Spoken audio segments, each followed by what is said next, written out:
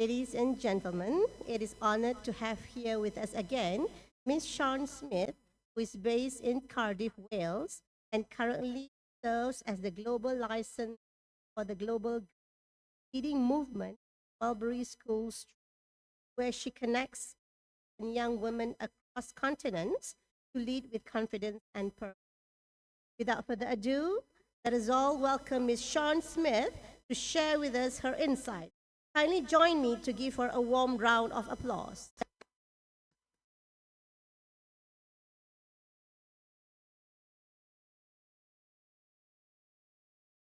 I hope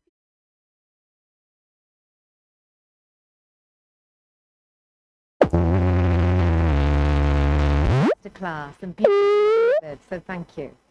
I've had a really interesting time since yesterday because the girls that I'm with were in the exhibition booth. When I've been walking around, people have been talking to me in Welsh, which has just been beautiful, giving me words that they learnt when they talked to the girls. And before I kind of officially get on to the presentation, I wanted to say that the girls that are with us, really, they embody the very essence of inclusivity. We've been talking about inclusivity in the conference. These are girls who attend a co-ed high school where there are a lot of relatively wealthy parents, but these girls are in receipt of free school meals. I think you have a similar program in Malaysia. So their parents don't earn very much money, so they have free school meals. Or it's Welsh medium education is very white education. So sometimes the students who are racialized other than white, they feel like they don't belong in the school. They can have that feeling. So the girls that we took with us on this visit to Malaysia were also from backgrounds not racialized as white, so that they could come to a country where we were the minority ethnic, the white people were the minority ethnic people. And that has had a real impact on those girls to feel different and feel like a sense of belonging. And the third thing that we used to target the girls to bring with us to Malaysia was additional learning needs. So some of those girls are neurodivergent. One of the girls had a very difficult time when we went to Malacca. I don't know if you've been to Jonker Street Market on a Saturday night. Yes, I know, but it's, you know, a wonderful experience, and the girls absolutely adored it, but it was difficult for one of them, you know, overwhelming, as you can imagine. But she put her headphones on and, you know, she managed to come with us. So we have picked not the girls from the school who are flying high, who participate in everything, who are getting the best grades. We purposely chose the girls who were perhaps in danger of not doing very well, of dropping out of school, because we wanted to make sure that we did everything we could to include them, to empower them, and to develop their leadership. And I can't tell you how proud we all felt when we saw them on the stage yesterday with the Sri Putri girls, because they are very different kinds of girls in very, very different contexts. And when they did the first rehearsal, I was worried that some of our girls wouldn't even step onto the stage. And yet, yesterday, they really did manage to do that, and it was a proud moment. And also, to be able to see them talking to strangers at the exhibition is huge for them. Yesterday was truly a very special moment, or very special day, and demonstrates the power of inclusivity, I think, and not giving the same students all the good chances all the time and the opportunities. So, thank you very much for being here today. We are going to do a masterclass. It is going to be interactive. So I'm going to ask you some questions. And I am going to ask you to reflect on some personal things as well. So I hope that's all right. We're going to look at one part of the Global Girl Leading project, which is regarding intergenerational influences. And you'll probably remember me sharing the video yesterday of the Sri Putri girl interviewing her mum. And that whole video is absolutely beautiful. I mean, it starts off and it's very polite, and then it gets, you know, it gets really, really deep. And I wonder how many of us have had those sorts of conversations with our mothers or our maternal figures, because I know that I haven't, and I even feel shy about thinking about having that conversation, but I know that I would like to. We don't ask our parents sometimes enough. So we're going to focus on the importance of doing that for girls' identity and for their own manifestos, the values that they bring to that. So this is just a little icebreaker. I want you to think about your name, okay? And I know there's cultural differences with the ways that people are named. So if you choose the part of the name that you want to. So I want to know the story of your name. You can jot some notes down. You can put them on the story of, or use your phone. What does your name mean? Who chose it, if somebody did choose it? And what is one quality of your name which you think suits you? So I'm going to ask you to write some notes on that.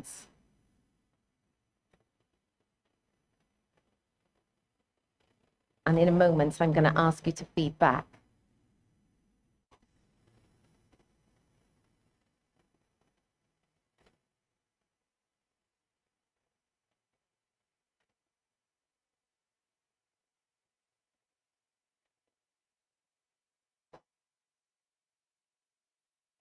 Selamat pagi. Come. Come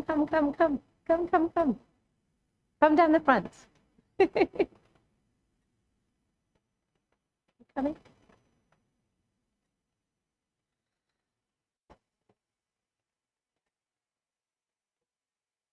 Yes. How are you? Apa kabar? It's so lovely to see you. So, we've just had a chat about inclusivity, and we're talking about intergenerational influences on teenage girlhood, but this is just an icebreaker. I want you to think about the story of your name, what it means, who chose it, and one quality of your name which you think suits you. So maybe one more minute.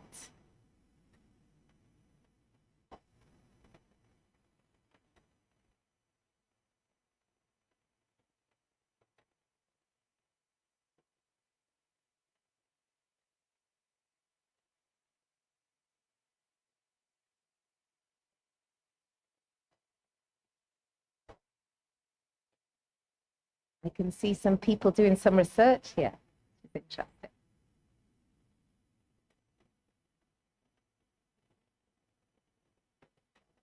Okay. Now, I was going to, because I wasn't sure how many people were going to be here, I was going to ask you to turn to each other and tell each other the story of your name. But we're an intimate group here. We can feed back. We can get to know each other. So who would like to go first?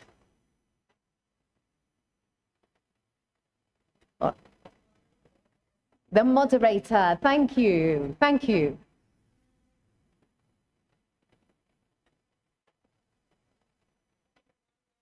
Oh. Okay, good morning, everyone. So my name is Zara Zainal, and it means in Islam it's a path. A path. So I guess my parents chose it because I'm the youngest of the family, and of 7. Right, and all of us name begin with the letter Z, all right, and I think one quality of that name suits me is along this 57 years of my life. You look good. Thank you. I have hiccups along the way, and I'm so blessed that towards the end of my career, I've chosen the right path. Yeah. That's beautiful. Yeah, that's all. Thank you. Okay, welcome. So, can I ask, you don't know who chose your name? You just say, I guess my parents, there's no story. Okay. Okay. I think you should ask, or you can't, can you ask them? Oh, that's a shame. I'm sorry. Okay, who's next?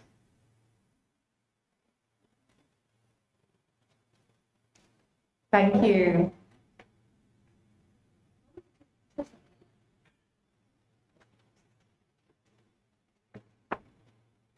Bismillahirrahmanirrahim. My name is Noriza.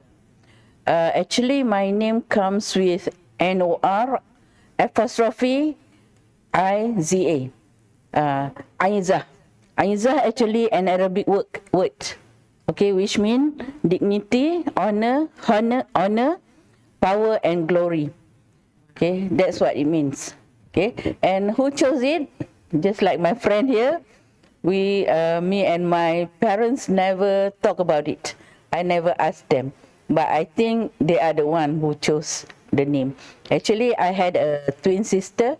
I'm Noriza. She was Norida. And it happened, just sharing with you, it happened I had students who are twins. Both are named Noriza and Norida as well. What is one quality of my name I think suits me is that I have the positive sense of strength and self-respect. That's beautiful. Thank you. Okay. Who's next?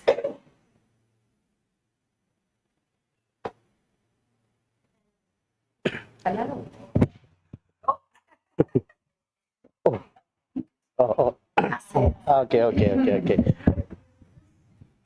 Okay. Good morning, everyone. I'm Dhanabal. My father chose the name. It's in Sanskrit. Dhana means prosperity. Bal means young man. A young man with prosperity.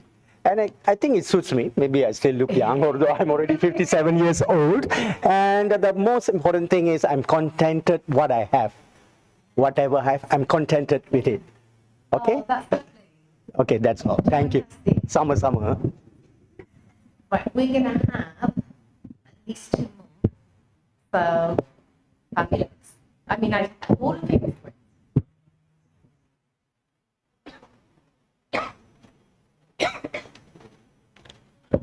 A very good morning to everyone. I'm Mr. Anandaraju. What does it mean? It comes from two Tamil words. Okay. Two Tamil words. Okay. The first one, Anand, Anandam, that means happiness. Raju, that means a king of happiness. Wow. Yeah, that's great. Sounds great, right? So, who chose it? Of course, my parents. Okay, and then what are the one quality of name? Okay, if you see, yeah, I make you laugh, right? Become happy, right? So the people surrounding me will be happiest. They will feel that is the happiest moment when they are around me. Thank you. That's wonderful. Okay. King of happiness. I love that. Really suits you. Can we have just the last one? Anybody brave enough? Yeah.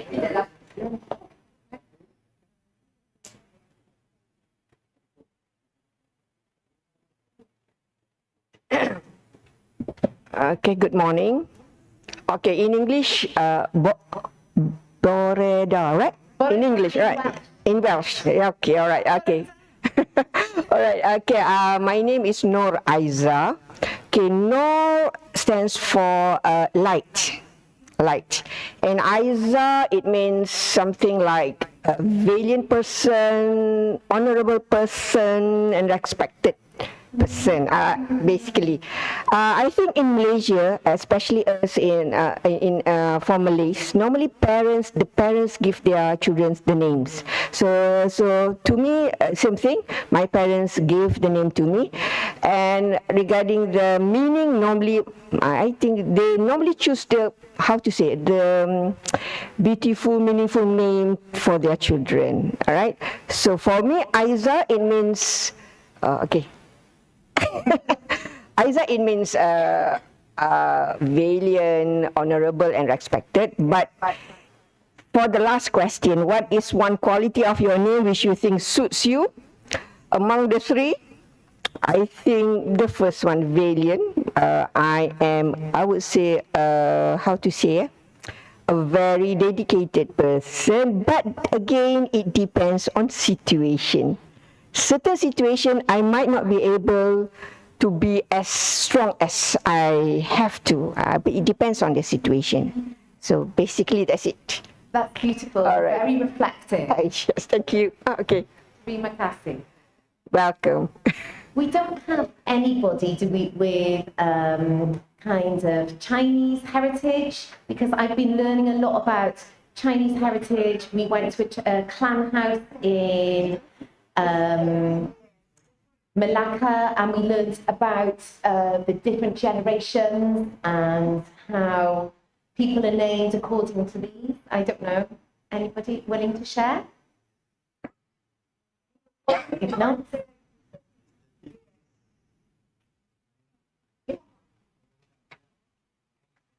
I feel bad. But it's different in terms of the story of your name, I guess. And I think that would be interesting. Good morning. My name is Tiam Chai. In Mandarin, similar to genius. Okay. So probably my parents give this man is going to ask this kid to be more cleverer, to be smart enough in their study and be success in one of the day. So the quality of the name is about going to be a excellent person in a good manner and be success kids. Thank you. That's beautiful. Thank you so much. Terima kasih. We were really interested, the girls were really interested to see the offerings made for prayers for being better at exams and excelling at exams, because one of the things I believe in the Chinese culture, when you are praying for these things, is to offer leeks and garlic. And leeks are the national vegetable of Wales. So they were thinking about doing a bit of that before their exams when they got back. Thank you so much for doing that. I really appreciate you coming to the mic and sharing a personal story about your name. I guess the story of my name, Sian, it's spelled S-I-A-N, it's a Welsh name. I wasn't going to be a Sian, I was going to be Jacqueline, but I was born on March the 1st, which is St. David's Day in Welsh. It's the patron saint of Wales, and so my mum felt that I should have a Welsh name. It's quite a boring name in English. It's Jane, that's all it is. My grandmother, she never ever liked it. She was from England and she didn't like Welsh names, so she always tried to call me Jacqueline. And the quality of the name, which I think suits me, is I think it makes me feel proud because it's a very Welsh name. So, and it's spelled the Welsh way, and I like the circumflex on it to elongate the vowel sound. So even though it's fast, it's quite interesting. Okay. So Global Girl Leading is... I don't know why that happened. Global Girl Leading is the brainchild of Dr. Vanessa Alton. She and I worked together maybe 25 years ago in our first school in London, and she has gone on to be a CEO of Mulberry Schools Trust, which has around 15 schools in the UK, and she wants her legacy to be global girl leading, and she manages to find sponsors and funders to help her with this program. Everything in the program for schools to take part in is free of charge, just so you know that. There is a conference every year, a summit in October. Obviously, there's a cost to that because you have to get there, but there's no cost for the conference. And all of the activities throughout the year are completely free of charge and really high quality. So I just wanted to say that from the outset in case you as a school are interested in being part of it. So it's a leadership development program by girls and for girls aimed at secondary school students with two key purposes: to empower girls with the knowledge, skills, experience and capacity to deal constructively and powerfully with gender inequality and discrimination when they encounter it. Because sometimes we might learn about dealing with gender discrimination or things that might happen in theory, okay, and we know what we should do, but sometimes we don't know what to do in the moment. So we try to also build confidence in dealing with those issues too. And you've heard me say this before, we want to build a global sisterhood of girls advocating for each other on the issues that affect them across the world.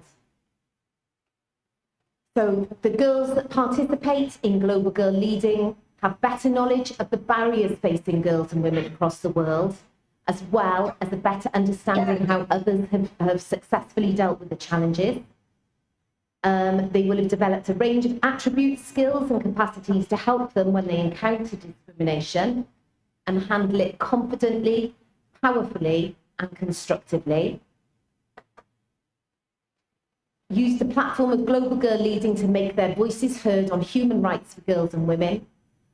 And I like this, they will become agents of change in a variety of ways, negotiating the best outcomes for themselves and other girls and women.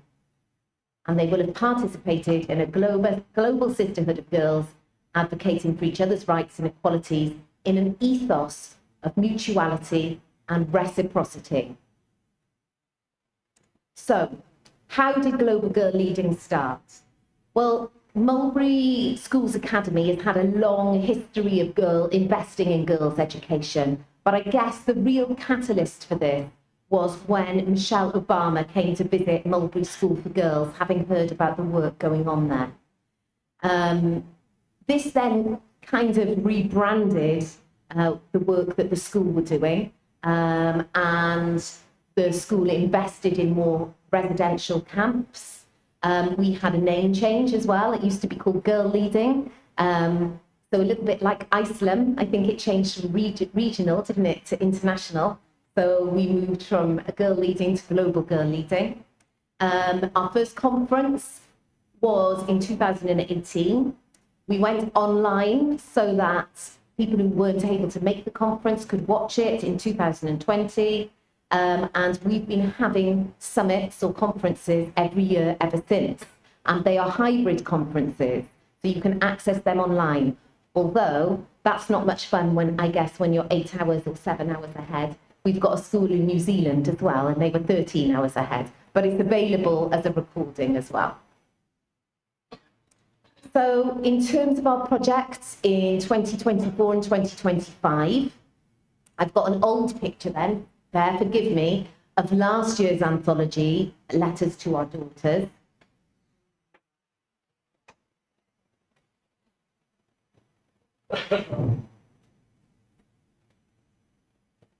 This is the new anthology. You might have seen it at the exhibition booth yesterday. It's a collection of poems that were shortlisted to go in the anthology from girls around the world. And you will see, I think there's 7 poems in there from Surrey Petrary School. There's 3 poems in there from Jalanipur School. There are poems from girls from Nigeria, from Kenya, from Wales, from England, from America, from Italy. So every year we run a poetry anthology, which I'm going to, a creative competition I'm going to tell you a little bit more about later. You can also see a screenshot there of the Speaker's Corner activity we do. I played a video yesterday in my presentation where girls were saying, I stand by my sisters because an activist that I admire is, and so we get to hear the voices from around the world. We also make sure that there is, I'm going to show you a video from one of our schools in Nigeria about the activism that they did in their own school around sanitary products. So we encourage activism that makes a difference for girls in their context, in their school context, in their home lives. So these are some pictures from the 2024 summit. Tina Chen is there. She worked with Barack Obama. All sorts of people, all sorts of women come along to the conference, the summit, and it's a really, really special day for girls to hear from other women and to be together in a room. It's a very unusual feeling, but very, very empowering. And we had over 500 participants in the last one who were there in person. So I'm hoping this video will work, but if it doesn't, I have a backup. See, you go forward, you come back, and then it's fine. So here we go.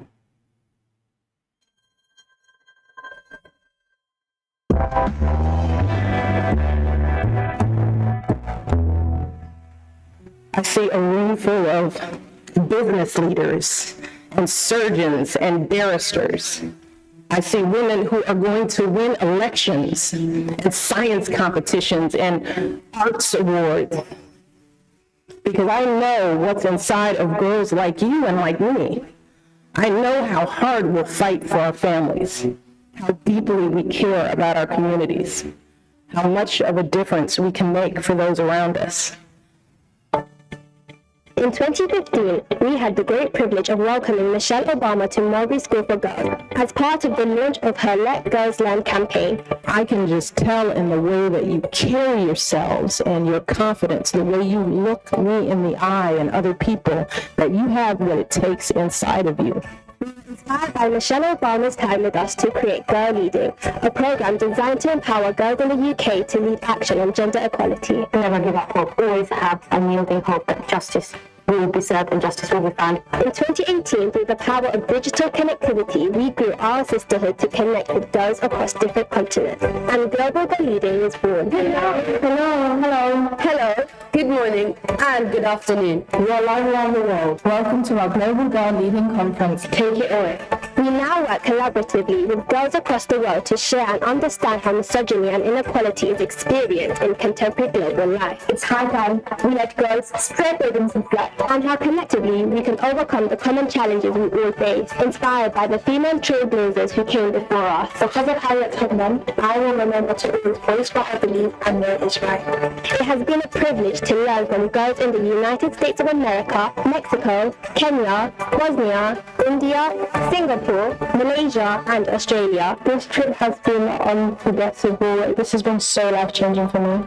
We hope our sisterhood will continue to grow, helping to create a true partnership of equals and a better world for us all. Where the shackles of our centuries-old views can break, not just for the benefit of women and girls around the world, but for their fathers, husbands, sons, and brothers too. When given the opportunity, girls are powerful voices for each other. And when we have a platform to make our voices heard, we can make the most extraordinary and lasting change. Look inside yourselves. Find the light within you, within each of you. Be the best that you can be, to become who you are meant to be. There's nothing you can't do. You can do whatever you want in life. Be kind to yourselves and be patient with your journey. We will become future leaders who will lead with compassion, with kindness. We really are part of the global sisterhood. If we work together, there is no limit to what we can achieve. Happy Happy International Day of the Girl.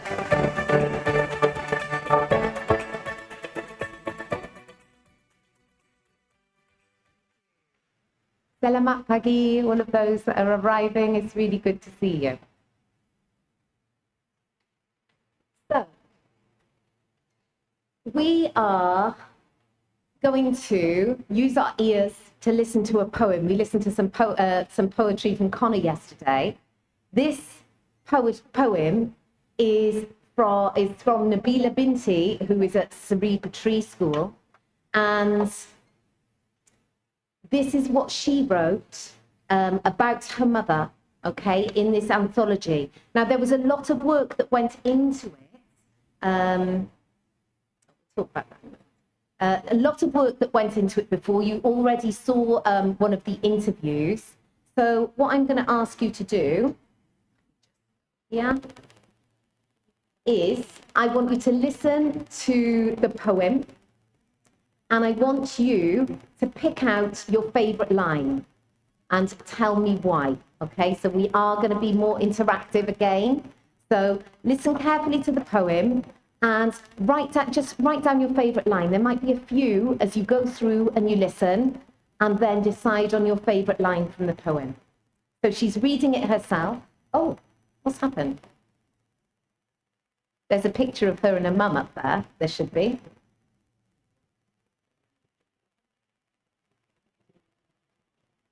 In fact, it doesn't matter because this is a listening exercise for now. So, are you ready? Oh no, it's only on there now. No.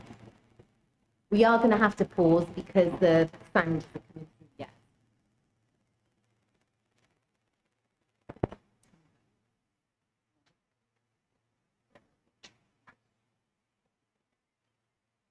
Do you think it's okay?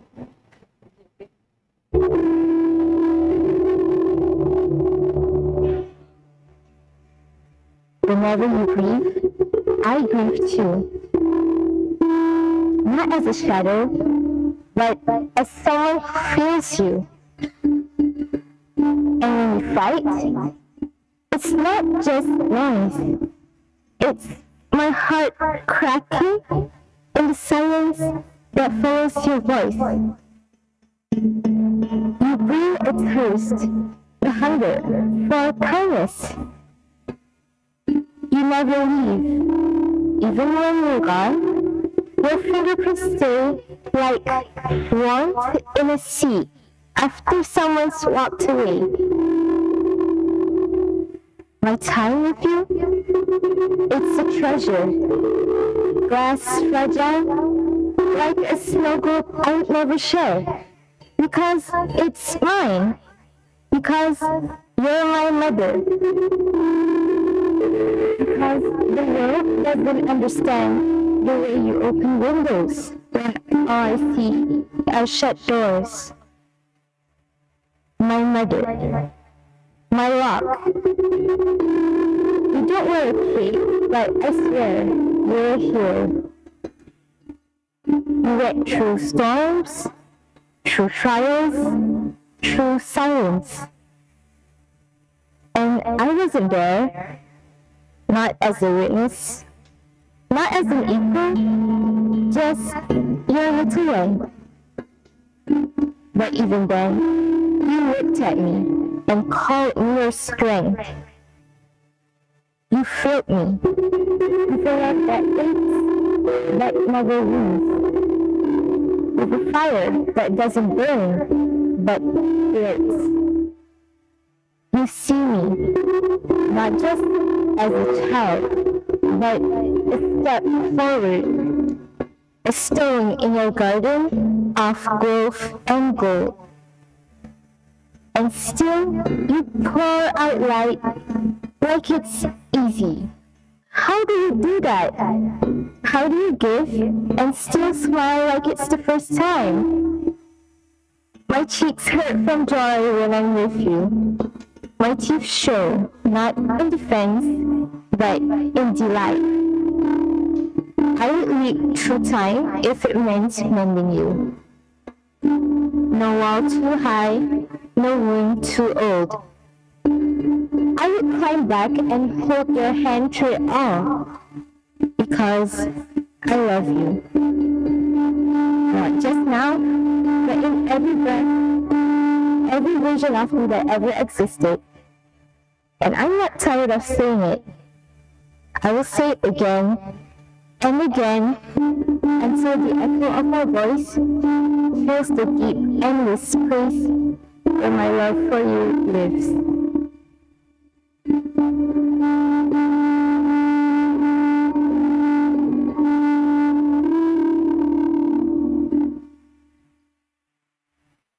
Now, I know she's not here, but I think Nabila needs a round of applause for that poem because it's beautiful, absolutely beautiful. And as you can see, that wonderful photograph of the pair of them as well. So this is available on the website. We recorded a number of the poems from the anthology that we thought would particularly work well as audio files. But I'm interested in your response. I'm interested in what lines you resonated with you or you particularly liked. I'll go first. So, my time with you is a treasure, glass fragile like a snow globe. And I think just from the conversations we've had today, my mum is 75 years old. I'm lucky enough to have her. But when I think about her, especially being so far away, it really kind of resonates with me. So, if I got anybody else, I would love to hear from a few of you, 4 or 5 of you, about your favourite line. You can have the mic or you can use your voices. Irina, thank you. Terima kasih.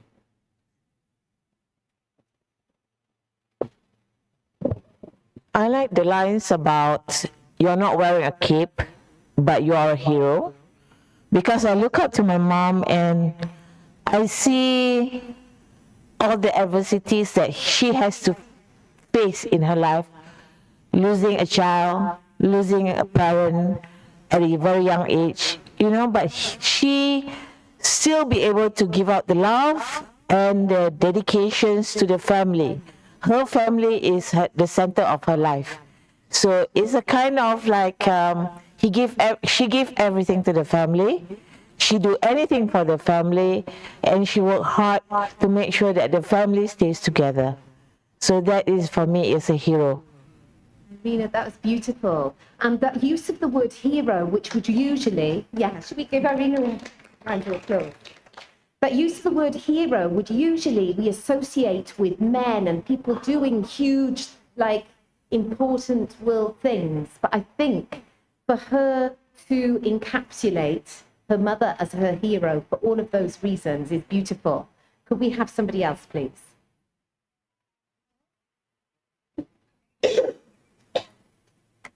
Right, we're both looking at you now. Thank you. Terima kasih. For me, I like the line, give like the first time. Give like the first time. Seems like it is unconditional love. You love to give, okay, without asking what you'll get back.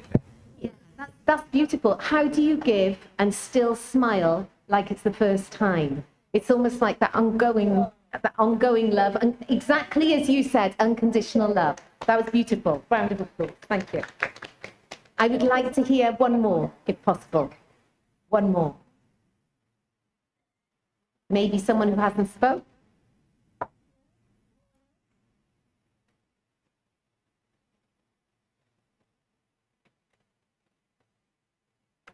Or normally the awkward silence works. It's not. Okay, that's fine. I'm so grateful to you two for sharing, and I know that some of you will have had your own reflections that perhaps you don't want to share in a big room, and that's fine. Okay. So I think that these sorts of activities for our mothers really resonates with, on a smaller scale. You know, we're a big conference here, but on a smaller scale, for girls in terms of values-driven leadership. The values from their parents, from what they see, their experience, looking at their lives as opposed to external influences all of the time.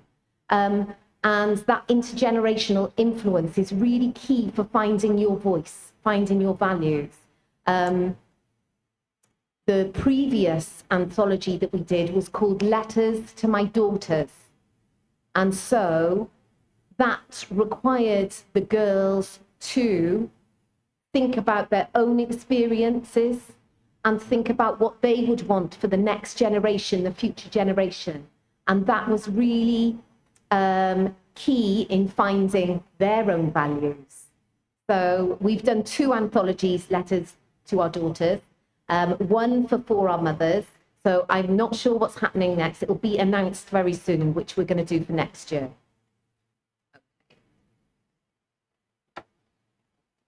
So the kind of activities that go on in Mulberry are residential study tours. Because we are making these intentional connections, we do have the opportunity to travel. You will have noticed from the video that the girls from the UK, a lot of them were Muslim girls. Did you notice? Yeah, so in Mulberry School for Girls, most of the schools, or the original schools, were based in the East End of London, and that is an area where there is a large Bengali community and a lot of Muslim girls. So, yes, I just thought I'd tell you a little bit about the context there. We have engagement with schools in India, Australia, Malaysia, Mexico, New York has just popped up there, Kenya, I don't know why it didn't say USA, sorry, Dominica, South Africa, and Aotearoa, New Zealand. I told you about the summit. That happens every year. There's a kind of rhythm to the events. The first thing that will happen now will be the poetry competition. There will be workshops, online workshops available, live ones, all free of charge. And then there will be Speaker's Corner activities where the girls make a 30-second video that we put together, as you saw yesterday. And there will also be choir opportunities. And then the summit itself, when they get to meet and connect and talk and listen. So you've given, I don't know which to do, hold on. I just want to point out that in the For Our Mothers competition, obviously a lot of girls don't have mothers or perhaps have had difficult experiences there. So we made it clear that they could talk about a positive maternal influence in their lives. So I'm not going to ask you to feedback on this because this is very personal, okay? But I just want you to reflect on these 2 questions, okay? Just so that you kind of put yourselves in the feeling of the girls. So if you were to interview your mum or the positive maternal figure in your life, what would you ask? Jot that down. What would you like to ask them if you could? If you could give her a message as someone she helped raise, what would it be? I'm not going to ask you to share these, but I do want you to think about them.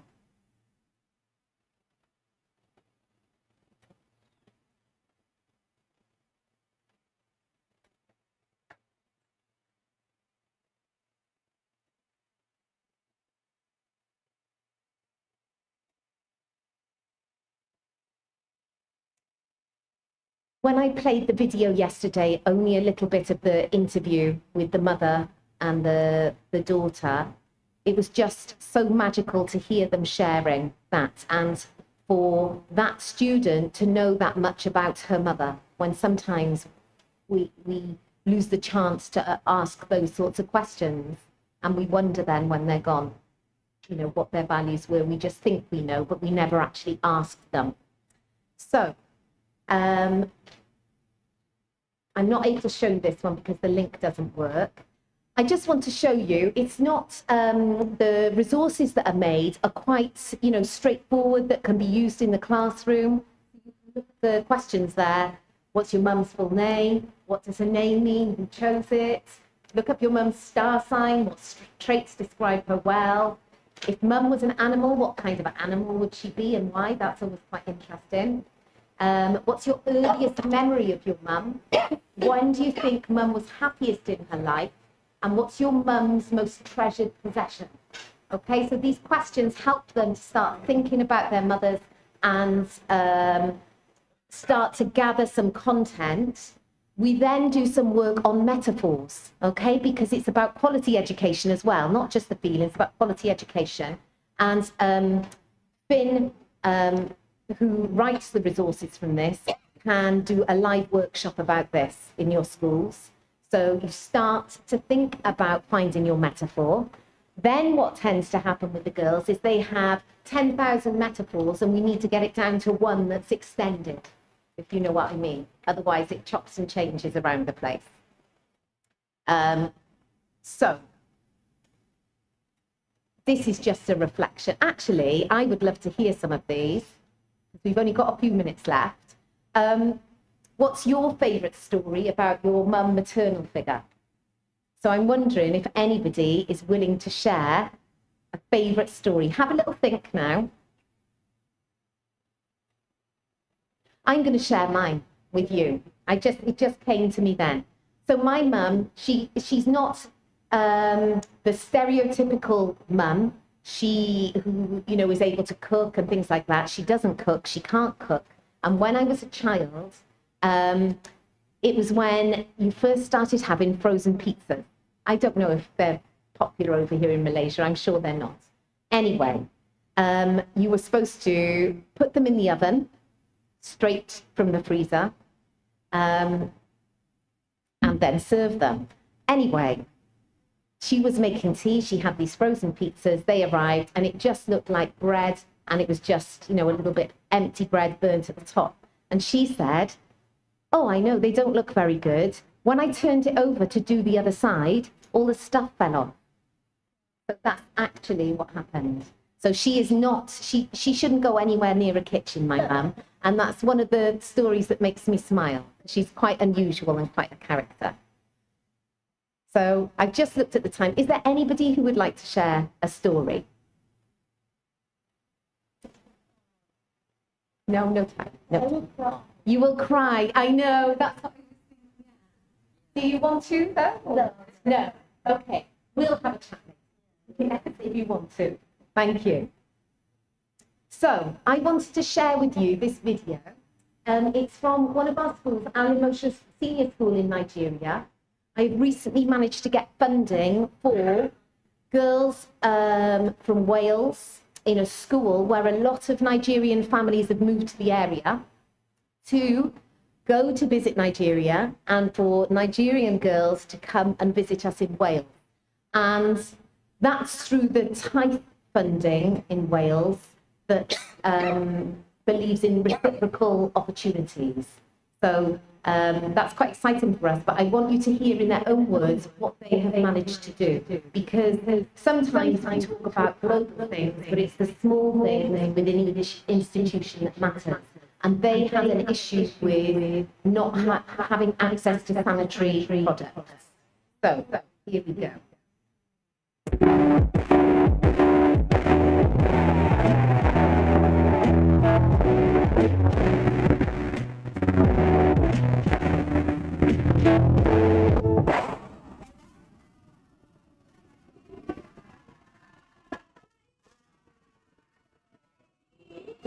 My school is situated at the heart of Alimosha, Lagos, Nigeria. There are 40 strong girls at my school, and our record shows that 5% of the girls at my school are affected with peer poverty, which is very serious. So, what's peer poverty? Peer poverty is when a girl does not have the adequate access to menstrual pain. So, peer poverty has resulted to different things in my school. For example, embarrassment for affected girls due to menstrual leakage. Girls don't come to school regularly again because of menstrual pains.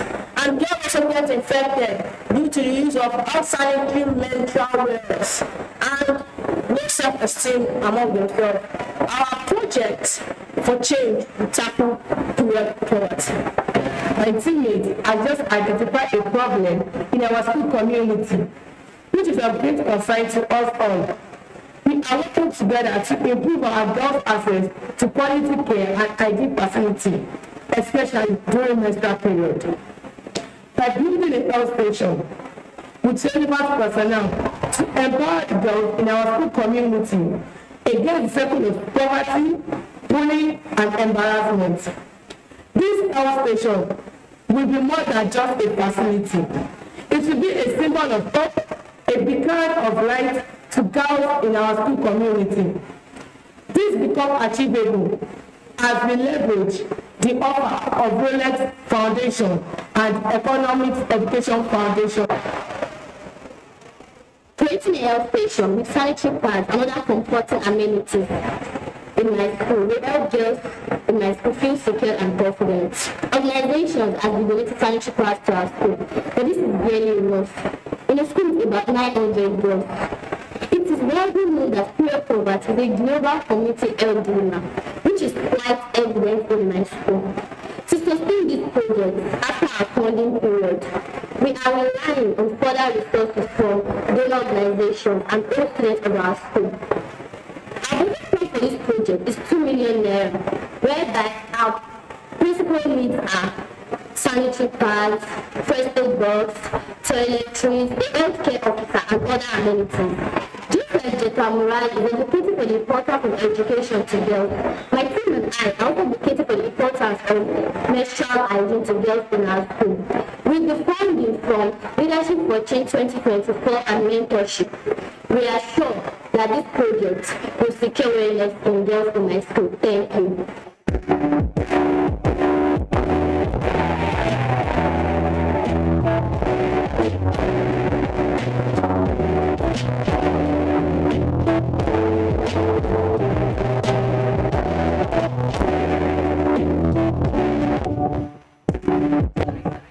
So you see, even letting girls find their voices to talk about things like sanitary towels and the issues that they face is a big step.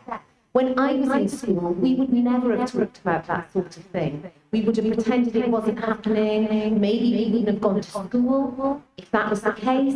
Maybe we would have, been constantly worried about the embarrassment, about not having some sanitary protection. So allowing girls to find their voices to talk about the things that they worry about in education and to speak their truth, to be able to find ways to do something about it, like funding, change that room so much better, and having somewhere for the girls to go. So I'm coming to the end now of this masterclass.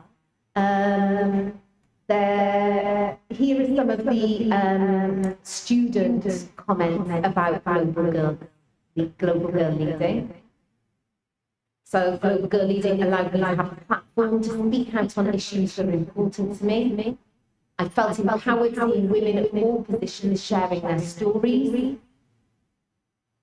Taking part was truly inspiring. It motivated me to further advocate for issues I am passionate about. It's given me immense confidence. I've seen that this week with the girls with us. And the speakers and discussions each reminded me of the power of social change and how to go about advocating for it. Because it's enough to recognise the issue, to speak out on the issue, but what can we do about it? So giving girls space to think about that is so powerful. So finally, if you're interested in the 2026 Global Girl Leading Summit or Global Girl Leading in general, please get in touch. So Lucy Gregg, she is a full-time member of staff there, working on the programme. You know me, I deal with the global liaison, so you can email us both, you can email just me.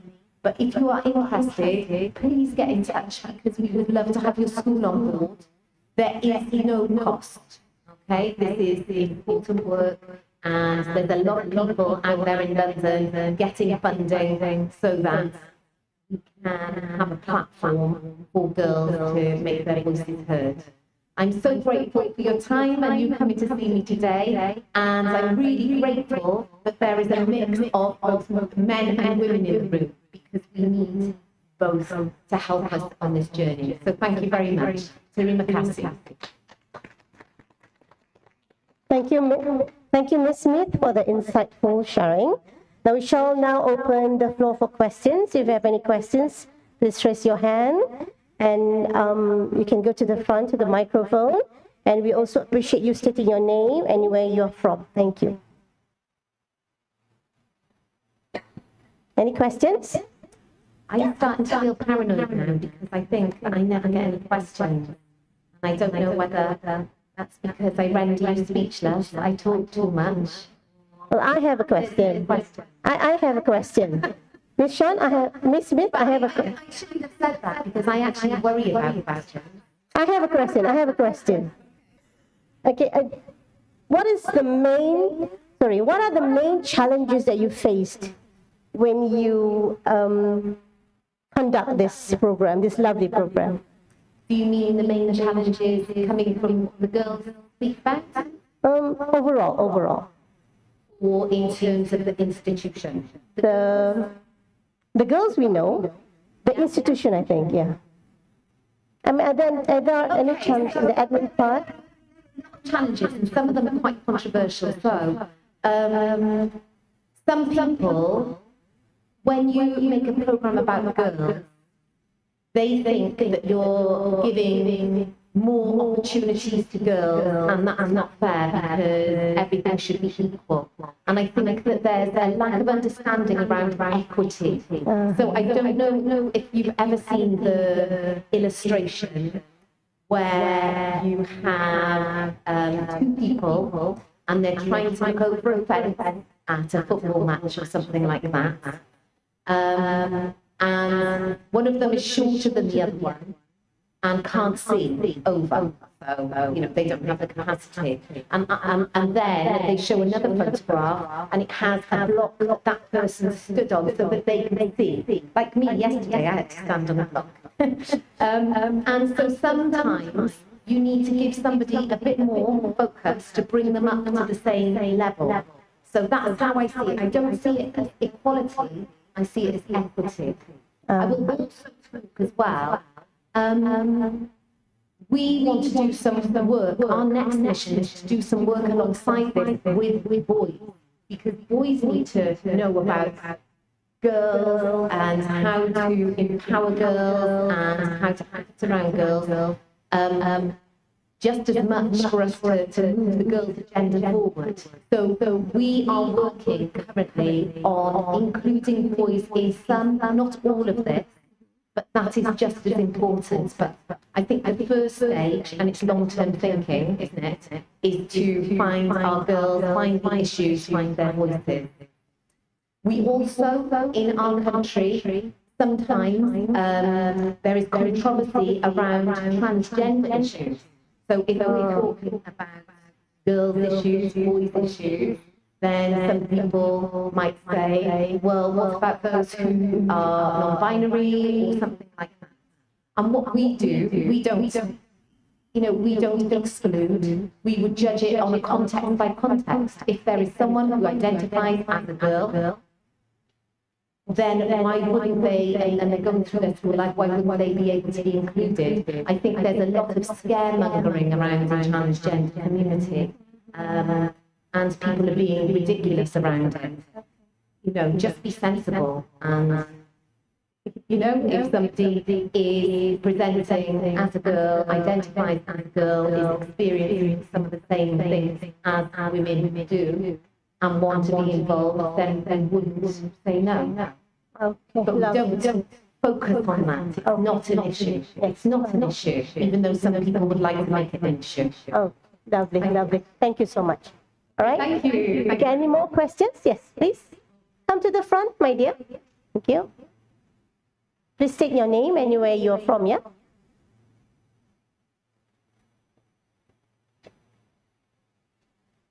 Selamat pagi. First of all, thank you My name is Aishat Nadia and I'm from Maldives. Currently I'm working as a school principal. So my question is actually in my country, we have equal opportunities for girls to study and all of that. But when it comes to leadership, for girls, it's very difficult. So something I want to share, so in my country, the parliament, there are 77 members and only 4 of them are women. So it's very clear that for leadership, there is a huge challenge for women. So I want to change it. So what do you think that I should do to change this? Wow. First of all, thank you so much for your question. It's interesting, isn't it? Because representation isn't everything, but it does matter. You know, because representation can just be to tick a box sometimes. However, so there was one point in the UK when we had 50% of MPs female in the Labour Party. But again, like what you're saying, the leader in the Labour Party has never been a woman. You know, they've had 2 leaders, male leaders called Kia, but they've still never had a female leader. You see it as well in schools. You see that although the staff are predominantly female, they are not in leadership positions. And there are many, many reasons that are probably too big to go into, but I would absolutely love to talk about this further. Career progression is halted by a number of things, you know, taking time off maternity, we're the ones that have babies. Pauses your career and other people move into the space, and by the time you come back, and often the women have a lot more domestic responsibilities than the man, but they're the one who is looked to take time off if the child is ill. There are so many different things like that, but there are also times when women get overlooked, possibly because of, I've got a real bugbear around interview processes. I think they absolutely favour men. I think women find it hard to talk about things that they have done without feeling that they're showing off. And this is a stereotype, but I don't think men find that so difficult. I think that if interviews were conducted in a different way, where you actually saw someone in action, rather than just listening to words that could be nonsense, I think that would really help women in a leadership capacity. I would love the opportunity to talk to you after this, if I could. Lovely, lovely. Thank you. That would be so much. I don't wish to fudge the question. I just want to sit down and talk and hear about the context and some of the issues there. But just to add, we in the UK have very strong legislation around equal opportunities, but it's not how it plays out in reality. You know? So just because it says it in a policy doesn't mean that's happening. And a small example from the girls that, you know, I talk to is even as much as answering questions in class. Boys get chosen more to answer questions. Boys' voices are heard the most.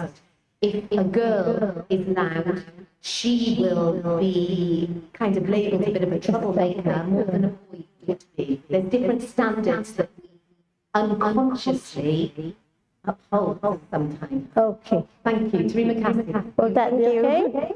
All right. In Malaysia, we call it PMTP. You know, in Malaysia, we call it PMTP. That means you have more time to talk to her later on. Yeah, all right?